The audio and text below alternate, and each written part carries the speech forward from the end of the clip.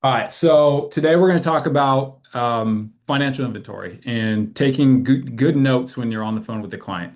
So we've been progressing through the sale in this call, right? We started off with mindset into what to say right when you get somebody on the phone, intro part. So we've been kind of piecing it together. And when Dom did his sales process overview a few days ago, we kind of skipped through this part, which is the financial inventory. So Jason's going to go over what he's doing when he's taking notes with the clients, the type of questions he's asking, and just really how to paint the picture so we know how we can help. Right. So it's just massively important to ask the right questions, ask good questions, and to take good notes so we know how we can help. So if you're brand new and you especially if you haven't started on the phones yet, like what I would say you can get out of this is like it's a lot easier for us to be able to help you when you have a full picture of what this client situation is. Right? So Christina just called me and she had a question with a client and I was very easily be able to help her because she said, "All right, this is the situation. My client's, 73. She's single. She makes this much per month. This is what she's looking to do with the life insurance. And then this is what her health situation is." And she named off medical conditions and prescriptions. And she's like, "What do you recommend?" That is everything that I need to know to be able to go, okay, here's what to do. So Jason's going to go through exactly how you can help us help you by gathering the necessary information so that if you go to somebody for help with what product to write or how to, make recommendations to the client, that you have the information that you need to be able to make the right decision and for us to be able to point you in the right direction. So Jason, all yours, dude. Okay, perfect. So I would say the number one thing to do and what I do is I write everything down. Okay. From if I got my lead in front of me, I already know their name, their birthday, their email, their state. I know a lot about them already, but I write that down. Okay. The beneficiary, I write that down too as well. But when I get into the financial inventory and asking more questions about health and stuff like that, I'm definitely going to write that down because that's going to help you. And by writing everything down overall, it's going to help you with not asking more questions later on. If somebody gives you, for example, and I might get ahead of it a little bit, but if somebody gives you their social security number and they give you your bank account number, you don't want to ask them again. You don't want to ask again on the address. But if you got everything down, it's just so much easier. But when you get into the inventory or asking questions about health, what I do is I start out, to make sure, let's see what you qualify for. I'm going to go over a few questions, find out if they're a smoker, a non-smoker, when if they did smoke, when did they quit? That's important too. People might say, "Well, I'm a non-smoker. When did you quit?" Yesterday, or maybe I quit 3 months ago. Most companies go back 12 months. Some go back 36 months. Depends on what you're trying to sell. So make sure more questions, the better, and write everything down. Now, when I get into the health, I go over things like I start out with, I know the inventory sheet has something a little bit, you could do it however you want to do it, but I always ask, have you had anything major, like any cancer, heart attack, or stroke? Then I'll let them answer. Okay. And if they say, well, I had some heart problems or whatever, okay, don't just take that lightly. Just say, okay, what kind of heart problems? Well, I had congestive heart failure. I had a stent put in. Okay, when? That's the other thing too. Ask when, because if they had a stent put in 20 years ago, it's going to change everything. You don't have to worry about it as much. But if they had a stent put in last week and they're on blood thinners, like just more questions, the better when it comes to that. So then I go into lungs, any asthma, COPD, any, do you take inhalers? Just, and make sure they answer the question too. You don't want to go over it too fast. So diabetes, a big one. You're going to hear that a lot. But people might say, well, I got pre-diabetes. Okay, well, are you taking medication? Well, yeah, they got me on, metformin, or they got me on insulin or something like that.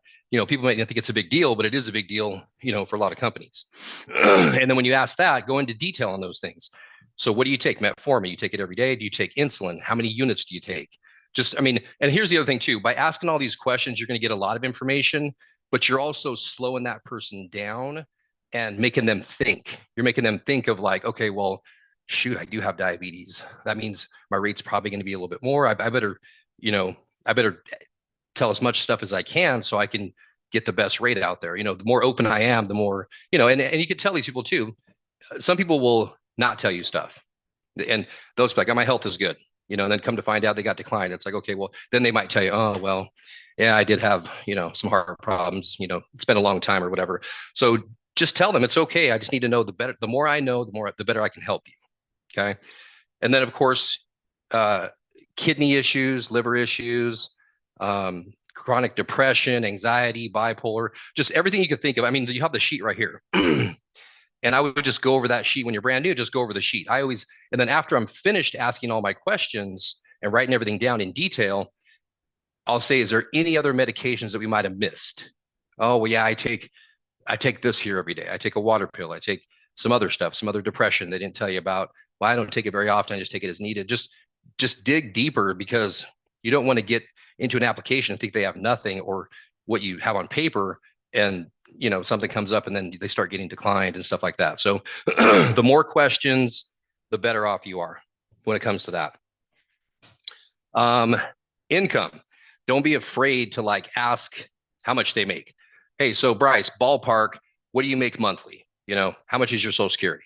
Just like, no big deal, ballpark.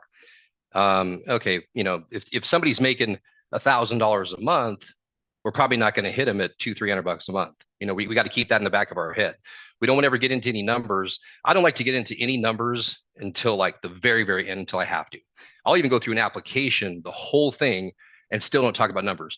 They might ask at first, well, what's the payment? What's the payment? I'll overcome that and go back to all my job is to find out what they're going to qualify for. I'll run them through a whole application until I get an approval. Then I'll give them numbers. And if they ask again, I always say, well, you know what? I always like to give the exact payment. I hate to give you a payment and then 10 minutes later, it's $20 more a month. You understand? Oh, yeah. No, give me they'll work with you. I mean, they want to be helped too, but definitely ask for the income, and then find out who else is living there with them, like the beneficiary. That's another thing too. I mean, you might have gone to this earlier in the call, but okay, so your husband's beneficiary, does he need to be here part of this? That's important too. Okay. And then because later on down the road, after you finish this policy, we're going to be talking about him. I don't bring him up right away, but it's in the back of my head of okay, well, she's got a son, she's got a grandson, she got grandkids. All that stuff's written down on paper. So when I'm finished and she has that relief and she feels good, then I'm going to go into referrals. And a lot of times it's like, okay, well, so John's your husband. Okay, so you're all done. Where's he at? Is he there? Let's go get him. Put him on the phone. And I'll do it right there, right then and there. Because when people buy stuff, if you ever go online and buy things, people get it during Christmas, people get in buying modes. And it's just like, once you buy something, it's like, I want to buy more. I got my life insurance. Now it's your turn. It's just kind of they spent money and they just keep on spending money if they can, if it's needed, if you made a lot of sense. But yeah, definitely ask for income. Maybe ask for the husband's income or the wife or whoever is their beneficiary, if they live with them. All that stuff should have been asked earlier in the conversation. But when you write everything down, you're going to go back to your notes and see it. I mean, I have an entire page for one person, and it's sometimes filled up all the way up for every person. I bought a folder where I can actually, when I'm finished with that person, if they're sold or whatever done, I can erase it, and I just use one notebook instead of having 1,000 of them. So I kind of have 2 or 3 notebooks just so I could just erase it. So, but I think the key is to definitely just write everything down and then go into detail. And don't make it seem like their health condition is not a big deal. Like if they say, well, yeah, I got diabetes. And I go, oh, you do? Okay. Well, shoot. Okay. So you have, when did you get diagnosed with that? That's the other thing too, is when. When did you get diagnosed? 20 years ago, 5 years ago, whatever. Write that all down. That way you can recap at the very end before we start showing them numbers. Okay. So we're trying to get you approved. Shows here you have diabetes, you take blood pressure, you got cholesterol. Recap everything. So they know that that's going to be part of the application. Because that way they're thinking to themselves, well, shoot, I'm not as healthy as I thought I am, And so that's kind of the part that I do just to prep them. For income, how deep or not deep do you get into their finances? Do you just ask about income, or do you ask anything else there? Yeah, I mean, I'll ask about income, and they tell me, they make it from Social Security. Okay, do you get anything else like disability? Do you get retirement? Do you get pension? What else do you get? What's the total income? I want to know everything. because if they may just get $1,000 from Social Security, but they might get 2 or 3,000 from maybe their husband that passed away or something. They might get other income they just didn't tell you about. So I would dig deep because for all you know, they might be making 3, 4 grand a month and you're leaving money on the table. So definitely dig as deep as possible. And whoever's in the household, you know, okay, what's the household income? What does your husband get? What does your wife get? So I would just definitely dig. The more you know, the better off you are. Um, and I used the wrong word. I meant overall like financial situation, like budget, everything. Like do you mainly just focus on their income, or when you're talking about the money stuff, is Oh, okay. you ask about expenses or anything else? Yeah, yeah. So one of the biggest expenses obviously people have is going to be rent and other stuff that they pay. And usually when I ask the question, they're going to come out and back and say, well, yeah, I get 1,000 a month, but I've got to pay rent, and I've got to pay this, and I only have like this much left over. Some people will just spill it all out, but if they don't, you want to ask. Yeah, ask. Okay, so part of that goes to rent. How much goes to rent? Okay, and that way you get down to it. And if they literally have like $0, then you're gonna have to ask more questions. Okay, we're gonna have to either cut something out. I mean, or how's this gonna work? Who's gonna be able to pay for this? Who's gonna be able to afford it? Because you don't want to get down to just don't. If you don't ask enough questions, when you get down to do the policy and give out the numbers, and they're like, "Well, I can't pay $50 a month. I don't have any money left. I thought this was gonna be, or if they say, well, maybe I could do it next month, and you're gonna say, well, are you gonna have it next month? We just went over your budget. Just I'd rather find out and if they really can't afford it, let them go, as opposed to going through the whole thing and then maybe they agree to it and then all of a sudden next month they didn't make the payment. You went through all that for nothing. So asking more questions to make sure that they're in detail. But yeah, I guess to answer your question, Bryce, I do ask for everything. So I know, because really, what if they make $1,000 a month and they live with their kid, they have no rent to pay, they don't pay for groceries, and they got 900 disposable income, and they're okay with paying 200, 300 a month? We just don't know until we ask. 100%. Yeah, I totally agree. But I also learned that if you, me personally, this is just how I view it. When I used to dig like too crazy deep into expenses, it'd be easy to make it look like, oh, well, shoot, like I don't want to be using your last 50 or 100 a month for insurance. But at the same time, they filled out a form, they know they need insurance. So me personally, I just ask about big stuff. I go, okay, ballpark, what's your net monthly income? Got it. And then do you rent or own your home? What's that? So the way that I kind of always view it is if you can pay like your house where you live is your most important, this should be one of your top most important bills, if you will. So I'm going to put it right up there. Like if you have money left over after you pay your rent or mortgage, then we have money for insurance. So, but and then that's kind of focusing on obviously some of the more like super tight fixed income clients, but they don't have any money left over at the end of the month on purpose. That they just have bad spending habits. You know what I mean? So they have 75 bucks on the 31st of the month. Like, oh, I have 75 bucks to spare. Let's go to the movies or something.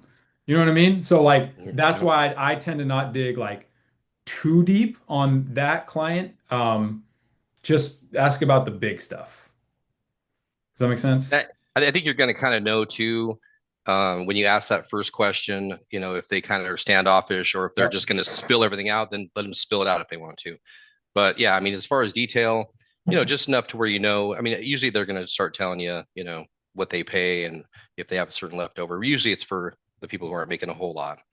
I mean, this might be kind of out a little bit further, but sometimes what I do is, and if I'm already good in with the person and already building a good relationship, have good rapport, if they make it 1,500 bucks a month or whatever, I'm like, okay, don't worry, I'm going to try and keep your payment under 500 bucks a month. Okay.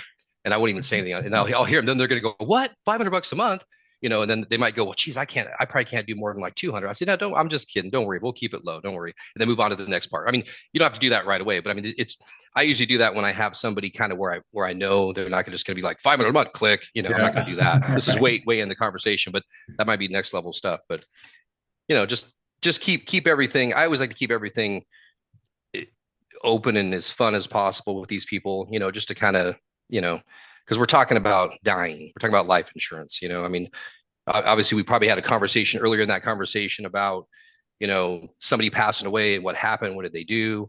what their family do. So everybody kind of gets down a little bit. So I always try and just kind of keep things, you know, level Yeah, I or on think the up. that's a good like larger conversation of the financial inventory, if you let it, can kind of turn into a survey. So you want to do your best to try to make it not feel like so much of a survey. Does that make sense? So like pay attention to like the way you're asking the questions to make it flow and be smooth and be conversational versus having it be so like, clients can early on when I would not make the conversation somewhat fun, like it would be easy to turn clients off because they felt like they're just getting peppered with all these questions. So mixing little jokes like that in, or just letting some personality shine, or, you know, so Jason, in terms of income, you still working or retired? Retired. All right, cool. What did you do for work? You know what I mean? Just throwing little stuff like that. I was a mechanic. Oh, nice. What kind of stuff did you work on? Okay, cool. And then in terms of you say that, all right, perfect. Now, in terms of how much you're receiving, just ballpark, what's that net monthly income? You know what I mean? So it all just kind of like flows and feels conversational as opposed to just like next question, next question, next question. So jokes like that, asking them questions about themselves is really important in this part of the script and this part of the presentation, just to make it feel natural, conversational, have them be more willing to share information with you. Um, and then I'm sure you got more, but I want to stay here for a second. When it comes to income, just you want to make sure you get sources of income. Like, so what's the source of that income? So, I always at when it comes to the financial part. So, Jason, in terms of your income, are you still working or you retired? Working, all right, that's an easy one, right? Because what do you do for work? Got it. Net monthly income, cool. Any other sources of income? Usually not. Okay, cool. If retired, all right, perfect. So you're retired. Now you're receiving a Social Security, a pension, or both is typically how I tee that up. So Social Security, pension, or both. And then they may be receiving a disability on top of that as well. So depending on their source of income, for some people, like if they're just receiving Social Security, you want to make sure you ask, got it. Now, in terms of that Social Security, how do you receive that Social Security? Where is it deposited? Does it go straight into like a checking account that you have with a bank, or does it get deposited into like a green Direct Express debit card? Right? So if somebody's only on Social Security income or only on like a disability income, you want to be extra careful to confirm where that money is being deposited because not every insurance company accepts a debit card or a Direct Express card as a form of payment. So if they do say they only get Direct Express income, that limits it to just a few carriers. So what you don't want to do is not know that, get all the way through America, get to the payment part, and then be like, oh, I don't have a bank account. You know what I mean? So it's just, when we're selling final expense, you just want to be extra careful of confirming the source of the income and where it's deposited. Um, and then Jason, what do you do for like husband, wife, right? Like how do you talk about the income, household income, loss of income? Like what do you do with that? Um, yeah, I mean, obviously, in the very first part of it, I'm going to be asking them if they're what they're trying to cover, if they're trying to cover loss of income, and then you know, a lot of people don't really know that if you're they think that the Social Security is going to keep just it's going to stay there forever for them as well for the husband. So, for example, if the wife gets 1,000 a month and the husband gets $1,500 a month, when that person passes away, let's say the wife passes away, the husband's going to just get his 1,500. If the husband passes away, they're going to get the greater of the two as long as they've been married for at least 10 years. So a lot of people might think they just don't know. And sometimes educating them on that just to let them know that, hey, if my husband dies, then or when he dies, that my income's going away, and I'm only going to be getting $1,500 a month. So I'm going to need some help. So if the wife's trying to help the husband get life insurance or vice versa, you definitely want to go into those type things, and that's something that I think is important to let them know because people just don't think of that kind of stuff until you bring it up. They might just think, well, I just need enough to get married. That's all. They're just kind of just one way. I need to get married and make sure if I'm covered by government policy, I'm good. That's it. But bringing those types up might create a little bit more not just urgency, but more value. Value. And they might jump up and say, well, shoot, maybe I need to get like 20,000. Maybe I'll push some, they need to think of other stuff that they, like you said earlier, Bryce, they might spend money on just goofy stuff, going to the movies and all that. I got plenty of money, whatever. So, but yeah, that's kind of how I bring that up. Husband, wife is one of my favorite sales. A lot of people don't like it because, or get nervous about it because you got double the people to answer to, double the health questions. You feel like you kind of feel rushed, like, oh, they're both waiting on me. It's why is it quiet? For me, I love it because when you get to this part of the appointment, the reason I want to stay here on this training is because when you have a husband and wife, almost the most value that we can bring is in this type of sale. And when you take a good financial inventory, that is how you bring that value about, like Jason was saying. So when you find out, okay, Bob, you're making 2,000 a month in Social Security. Mary, you're making 1,000 a month Social Security.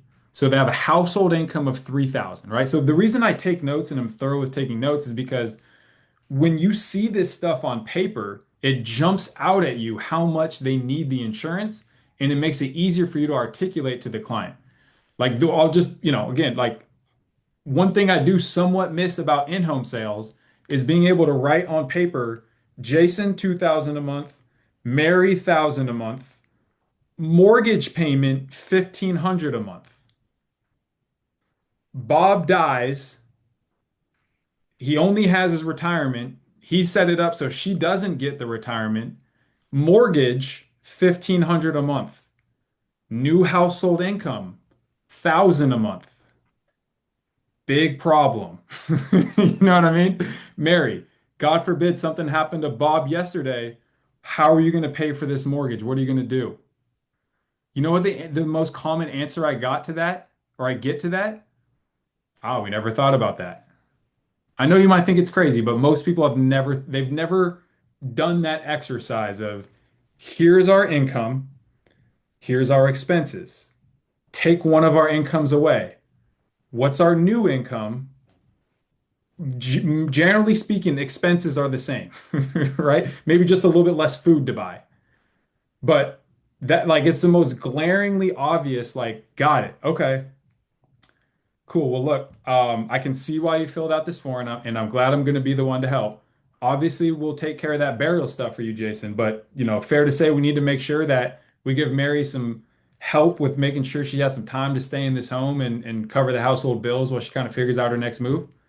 Yeah, that'd be great. Okay, cool. So that's why I love husband and wife appointments when you do a thorough financial inventory of income. I don't go too deep into budget, but at the very least, the big one, like the mortgage or rent, and then we always want to kill them off, right? When you say kill them off, it means one of them passes away. What's our new household income? So, like Jason just said, when it comes to Social Security, assuming they've been married 10 years, the survivor gets the greater of the two. Does that make sense? So if Bob's making two, Mary's making 1,000. Bob dies. Mary loses her 1,000, but gets to keep his 2,000. So she doesn't get to keep both. She just gets to keep the greater of the two, and vice versa. Um, Retirement. Good thing to know about, like good thing to ask about retirement. So Jason, you worked for the state of Florida for 20 years. Awesome. Do you know how you set that retirement up? Do you like when you pass? Did you set it up so Mary gets like 100% of it, 50% of it, any of it? Do you know how you set that up? Right. So it's good. So that'll help you determine what the new household income is. So most people have it set up that let me say this. Most people, when they did have it set up for the wife to get the majority or all of it, they know. So that what that means is when it comes to retirement, they willingly took less of a monthly retirement income so that the survivorship income is there. Does that make sense? Where they get to either keep 100% of it, like 100% of it would transfer over. Am I making sense with that, Jason? Like if I worked for the state and I want my wife to get all of my income that I get in retirement, the state's going to pay me less than if I said she's not going to get any of it. I just want to take as much as I can while I'm alive. So, and then if they don't know, like if he's like, I don't know, they typically either get 50% or in some cases none. Does that make sense? So if somebody, everybody always knows because they're like, I'm opting to take less of a monthly income so that my spouse can get all of my income that I am receiving when I die. So 100% of it will transfer over. So you just want to ask, okay, do you know how you set it up for the survivorship income to be set up with your retirement? So that we can get an idea of what that new household income would be. So we can really bring value and how much income we need to replace um, when the breadwinner passes away and to cover the bills and everything. So survivorship income is massive. So knowing how Social Security works, knowing how most retirements work with the survivorship benefits, again, is just when you know this type of stuff or you can articulate that to clients, you bring them a ton of value. Like when you know how to pronounce the prescriptions, they see you as a professional. When you know how survivorship income works in Social Security, they view you as a professional with the retirement stuff, right? So these are just little things that I don't expect every single one of you to leave this call and be an expert on. But if you can just take this and bring it into your next call when that comes up, or maybe do a little bit of research on it after this, like that just adds to the value that you're bringing to the clients you're speaking with. Something else I'm going to add to it just real quick, since we're talking about the husband and wife. If you're on a phone call, I've been on many, many phone calls where I'm talking to the husband and I kind of hear the wife in the background whispering a little bit and kind of they're talking back and forth. And you want to involve the wife or the husband immediately. And I've done that many times where all of a sudden I'm talking to the wife, and the husband just Yeah, sat me down, too. and it's like so you can tell who the one that's going to make the decision. Could be one or the other, but it's usually the wife.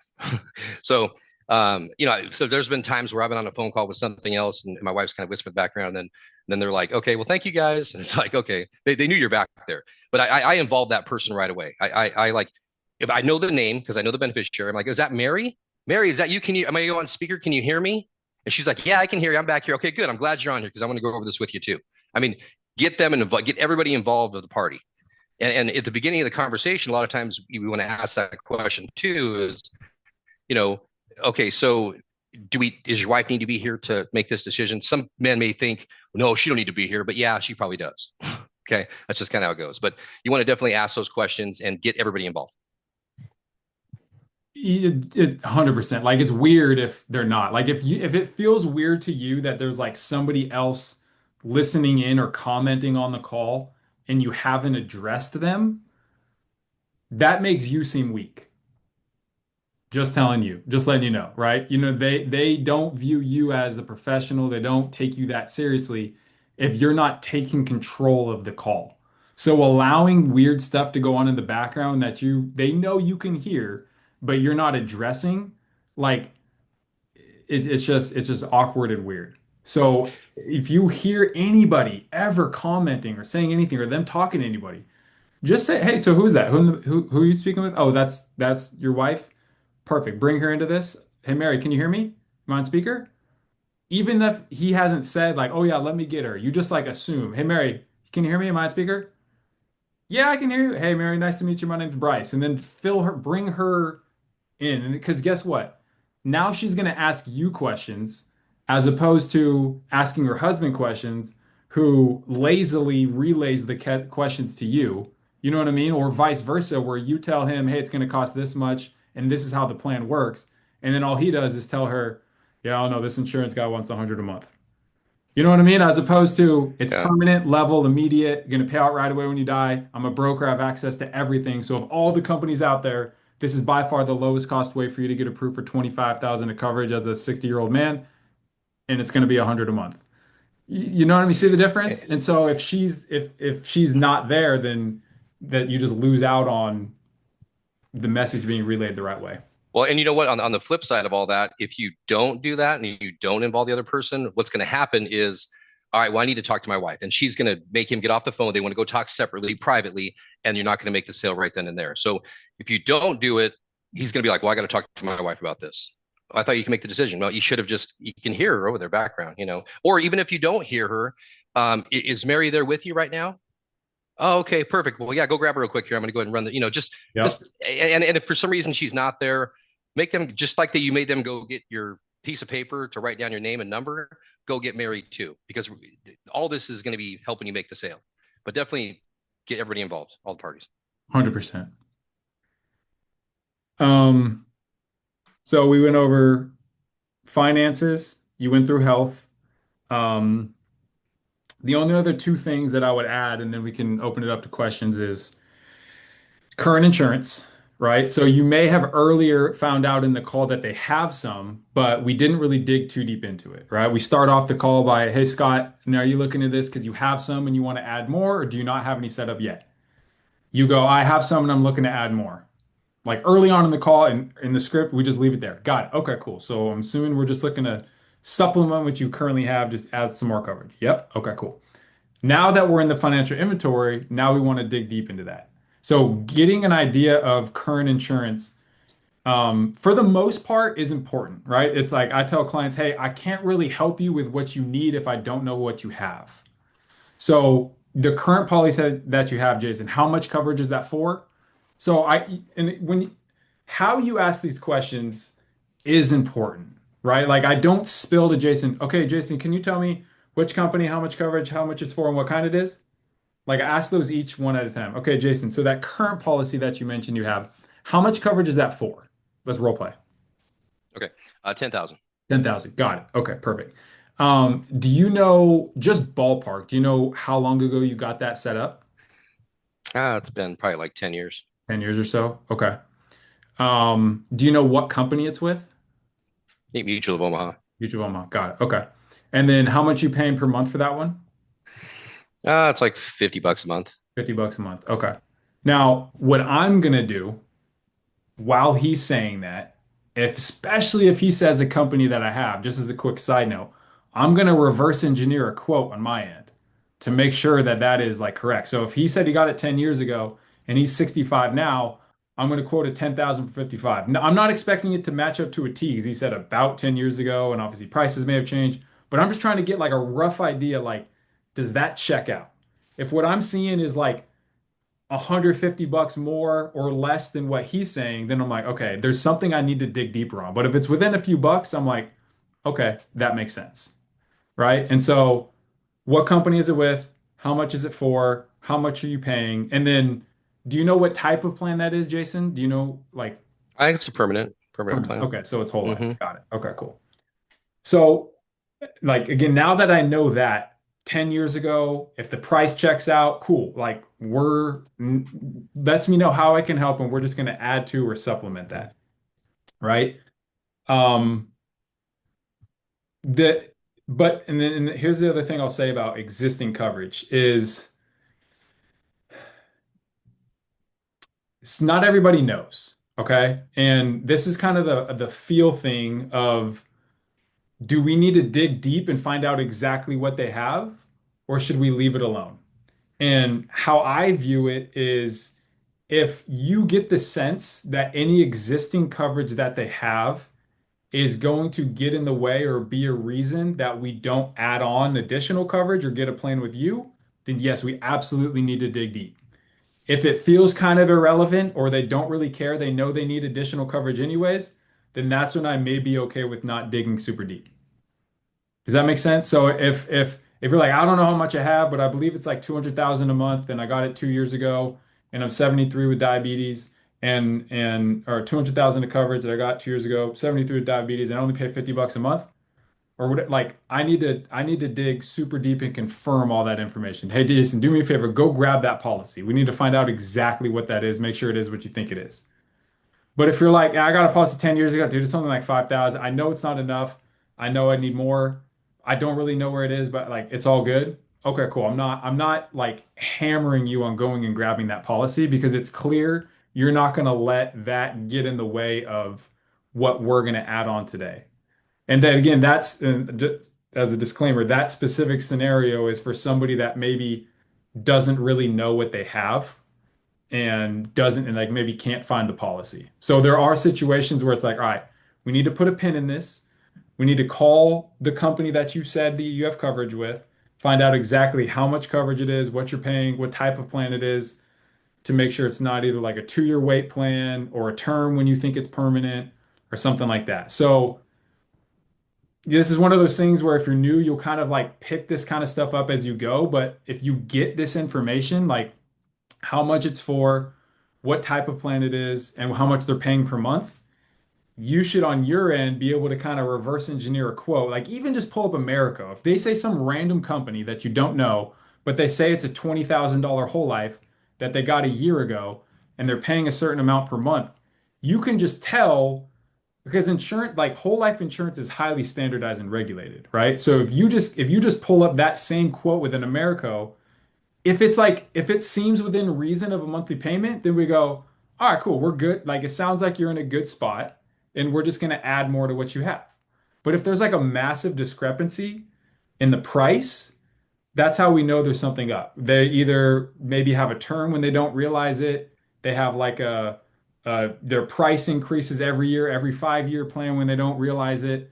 So that's why digging deep into finding what they have is important if you feel like it's going to, be a reason they don't get coverage. Or like Christina, she just wrote an app. It's her second app she's ever written. She called me earlier. The client had a Mutual of Omaha plan. Um, Christina was assuming that because it was Mutual of Omaha, company work with, good plan, client got 13,000 of coverage a year ago, that she was just going to add to it. But had her dig a little bit deep, find out the client had a 2-year wait on their plan and they didn't need to because they're in good health. So Christina replaced that. So not only she was going to just add on like 10,000, but I don't know how much it is, but not only did she replace that 15,000, she added on 15,000 Americo plus an additional 10,000. So she ended up writing like 15,000 more than she would have if she didn't find out exactly what the plan was and realize like, oh, you're in a 2-year wait, you don't need to be. I Mhm. can replace that with an immediate plan, right? Oh, you're here. Yeah, I'm here. How it So, went? she actually had Colonial Penn. Even worse. She thought it was Mutual of Omaha. And she's like, I just don't understand why I'm healthy and I have a 2-year wait at $150 a month. If something happens to me 6 months from now, my kids don't get anything but premium back. And I said, great. So we went to Americo and she wrote a $40,000 policy. Boom. So it went from adding on coverage to that to replacing. So not only did you bring a ton more value to the client, but you also now this is kind of get like this could be a whole training in itself right here. You know what I mean? But no, that's good. That's why that's you dug deep and figured out exactly what they have for insurance so you know how you can help them. So Right. you don't want to skip over that is the bottom line is figuring out what they have. You not only brought more value to the client, but are going to put way more money in your pocket by digging into that as if you had just skipped that part. Or just by going, okay, when they said they have coverage and they want to add more. Does that make sense? So great job. Thank you. So that's the current insurance piece. And then do you have anything that acts like life insurance? Right? So this is where we find potential annuities. So do you have anything that acts like insurance? They're always going to go, what do you mean? Well, anything that would pay out to your family, upon you passing, such as like a 401k, IRA, TSP, stock bonds, significant savings. So that's how we uncover annuity money. What you need to know for that is basically just find the money and get a statement. We don't dig super deep into it there. So they say, yes, I have a 401k. Got it. Just ballpark how much is in that. 300,000. Okay, perfect. And then we're gonna just leave that as is and then come back to that later in the call and be like, hey, by the way, you mentioned that 401k. We also help people with safe money retirement. If I could show you a way where um, if you could protect that money from any downs, if from any losses, but still take advantage of upper growth, would that be something you'd be open to learning more about? They say yes. Okay, perfect. All you need to do is send me a statement, and then I'll have our team put together an illustration just to show you what that would look like, and then you can decide what you want to do from there. They send you a statement. That's how we find annuity money. So we don't pitch it, we don't talk too much about it. We just find out how much it is, what kind of plan it is, how much it is, and at the end of the call, after you've helped them out with the insurance piece, hey, by the way, with that 401k, if I could show you a way to avoid any market loss but still take advantage of market growth, would that be something you'd be open to learning more about? That's it. That's the pitch. They say yes, cool. Show me over a statement. and we'll go from there. Jason, anything else you want to add before we open it up to questions? No, I think the part we talked about as far as the asking the question about the insurance, it's going to make a big difference if somebody's had the policy for 10 or 20 years as opposed to they just got it 6 months ago or even 2 years ago. You know, you don't automatically just think you can replace something or not be able to replace it, but just asking those questions, they might got it 6 months ago and be like, yeah, I don't really like the rate. I mean, at that point, that's when they might say it. We just don't know. At the very beginning, they might just say, well, what can you do? You know, I want to add to it because they just don't know. Some people think that they can't replace policies. You know, they think maybe they think they're in it forever. And same thing with the term. You know, they might think, well, I got 100,000, I'll pay $50 a month. I mean, automatically, they probably already know that that's not going to be a whole life. It's going to be term. So usually in that point, I'll say, okay, good. When does that one expire? You know, they either they know or they don't know. If they say, well, yeah, it expires next year, so you kind of know where you're going with that, as opposed to it shouldn't expire. You know, then that's when we got to go grab the policy and dig more deeper for that part of it, though. But just more questions and then write everything down. Like I said earlier, just make sure everything's written down so you can come back to all that stuff. You know what you're talking about. Great point. Absolutely. That's huge. That was good stuff. Definitely one you want to listen back to. Any questions about that or anything else at all before we wrap it up?